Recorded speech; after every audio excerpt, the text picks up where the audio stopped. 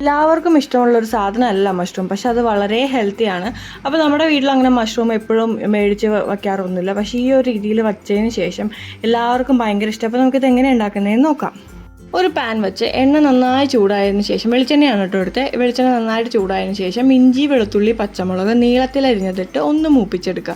ഇതിൽ ഇഞ്ചിയുടെയും വെളുത്തുള്ളിയുടെയും ഉപയോഗം കുറച്ച് കൂടുതലാണ്. അതിഷ്ടമല്ലാത്തവർക്ക് ഏതെങ്കിലും ഒരു ഇപ്പോൾ അരച്ചത് ചേർക്കുന്നുണ്ട് അതോ അല്ലെങ്കിൽ ഈ ഒരു സ്റ്റേജ് ഒഴിവാക്കാവുന്നതാണ്. ഇത് നന്നായിട്ട് ചൂടായി ഒന്ന് പച്ചമണമൊക്കെ മാറിക്കഴിഞ്ഞ് കഴിയുമ്പോൾ നമ്മൾ ഇതിനകത്തേക്ക് നീളത്തിലരിഞ്ഞ് വെച്ചേക്കുന്ന സവാള ഇട്ട് കൊടുക്കുക.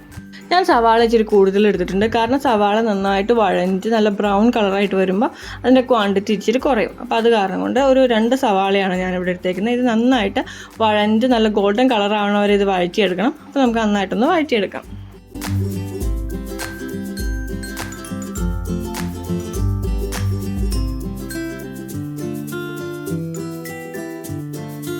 കുറച്ച് ഉപ്പ് ചേർത്ത് കൊടുക്കാം. ഉപ്പ് ആഡ് ചെയ്ത് കൊടുത്തു കഴിഞ്ഞാൽ സവാള പെട്ടെന്ന് വഴഞ്ഞു വരും.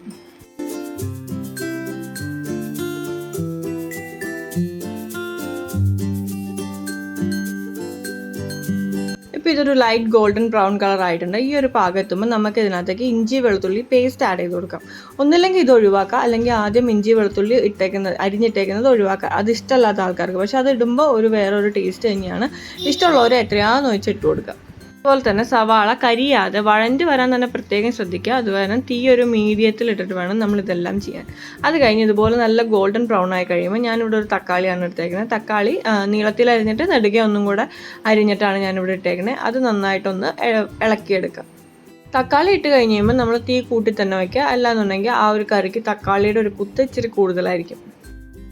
തക്കാളി നന്നായിട്ടൊന്ന് വഴണ്ടി വന്നു കഴിഞ്ഞപ്പോൾ നമുക്ക് പൊടികളിടാം. മഞ്ഞൾപ്പൊടി, മുളക് പൊടി, മല്ലിപ്പൊടി, ഗരം മസാലപ്പൊടി, ഇത്തിരി പെരുംജീരകപ്പൊടി. ഇത്രയും സാധനങ്ങളാണ് ഞങ്ങൾ ഇട്ടിരുന്നത്. പെരുംജീരകപ്പൊടി വേണമെങ്കിൽ ഇട്ടാൽ മതി, ഉണ്ടെങ്കിൽ ഇട്ടാൽ മതി. അല്ലെങ്കിൽ ഇത്തിരി പെരുംജീരകം ഹോളായിട്ട് ഇടണമെങ്കിൽ അങ്ങനെ ഇടാം. ഇത് നന്നായിട്ട് ഈ പൊടിയുടെ പച്ചമണം മാറുന്ന വരെ നന്നായിട്ടൊന്ന് ഇളക്കി കൊടുക്കുക.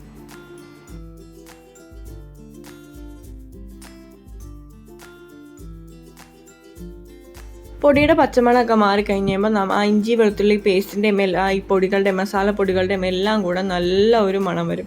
ഈ മണം വരുന്ന സമയത്ത് നമുക്ക് ഇതിനകത്തേക്ക്, ഇത് ഓപ്ഷണലാണ്, വേണമെങ്കിൽ മാത്രം ചെയ്താൽ മതി, ഒരു 2 table spoon sauce tomato ketchup add ചെയ്ത് കൊടുക്കാം. ഇത് ഓപ്ഷണലാണ്, വേണമെന്നില്ല. ഇത് വരുമ്പം ആ ഒരു തക്കാളിയുടെ ആ ഒരു പുളിപ്പും ആ ചെറിയൊരു സ്വീറ്റ്നെസ്സും നല്ല എരിവും ഒക്കെ വരുമ്പോൾ ഒരു ടേസ്റ്റ് വ്യത്യാസം ഉണ്ടാവും. അതുകൊണ്ടാണ് ഇതിടുന്നത്.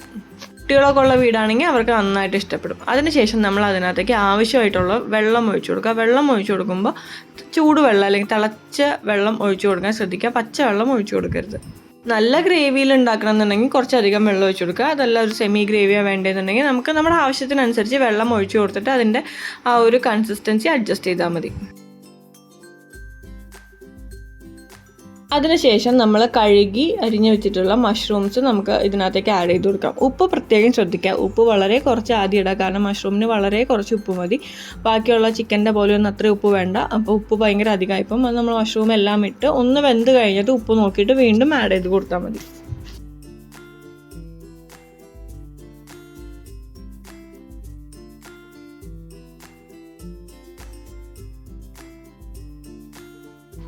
നന്നായിട്ട് ഇളക്കി മിക്സ് ചെയ്തതിന് ശേഷം ഒരു അടപ്പ് വെച്ച് നമ്മളൊരു ആദ്യം ഒരു 2 മിനിറ്റ് വേവിച്ചെടുക്കുക. ഇപ്പോൾ കണ്ടോ നല്ല അടിപൊളിയായിട്ട് ഒരുവിധം വളരെ കുറച്ച് വേവ് മതി മഷ്റൂമിന്. അപ്പോൾ നമുക്ക് ഇത് 2 മിനിറ്റ് വേവിച്ചതിന് ശേഷം നമ്മൾ ഇതിനകത്തേക്ക് കുറച്ചും കൂടെ പെപ്പർ പൗഡർ ആഡ് ചെയ്ത് കൊടുക്കുകയാണ്. എരിവ് വേണമെന്നുള്ളവർക്ക് അതനുസരിച്ച് കൂടുതലും കുറവും ഒക്കെ ആഡ് ചെയ്യാം. കുറച്ച് എന്തായാലും ആഡ് ചെയ്യുക, എന്നാലാണ് അതിൻ്റെ ആ ഒരു ടേസ്റ്റ് വരുള്ളൂ. നമുക്ക് എരിവ് അധികം വേണ്ടാന്നുണ്ടെങ്കിൽ മുളക് പൊടി കുറച്ചിട്ട് പെപ്പർ പൗഡർ കുറച്ച് ആഡ് ചെയ്ത് കൊടുക്കുക. അങ്ങനെ ചെയ്യാം. അത് കഴിഞ്ഞ് നമ്മൾ നന്നായിട്ട് കുറച്ച് മല്ലിയിലയും കൂടി ഇട്ട് ഇളക്കിയിട്ട് വീണ്ടും അടച്ച് വെച്ച് ഒരു 3 മിനിറ്റ് വേവിച്ചെടുത്ത് നമ്മുടെ മഷ്റൂം മസാല റെഡി ആയിട്ടുണ്ട്. അടിപൊളി ടേസ്റ്റാണ്, നല്ല ടേസ്റ്റാണ്. നമുക്ക് ചപ്പാത്തിക്കും അപ്പത്തിനും എല്ലാം കഴിക്കാൻ നല്ല ടേസ്റ്റാണ്. ചോറിൻ്റെ കൂടെ തന്നെ ആയാലും കഴിക്കാൻ നല്ല ടേസ്റ്റാണ്. അപ്പോൾ എല്ലാവരും ട്രൈ ചെയ്ത് നോക്കുക. ട്രൈ ചെയ്ത് നോക്കിയിട്ട് അഭിപ്രായം കമൻറ്റ് ചെയ്യാൻ മറക്കരുത്. അതുപോലെ തന്നെ ലൈക്ക് ചെയ്യാനും മറക്കരുത്. ഇതുവരെ ചാനൽ സബ്സ്ക്രൈബ് ചെയ്തിട്ടില്ലാത്ത ആൾക്കാർ എന്തായാലും സബ്സ്ക്രൈബ് ചെയ്യുക. ആ ബെല്ലൈക്കൺ കൂടെ ഞെക്കിക്കഴിഞ്ഞാൽ ഞാനിടുന്ന എല്ലാ വീഡിയോയുടെയും നോട്ടിഫിക്കേഷൻ നിങ്ങൾക്ക് വരും.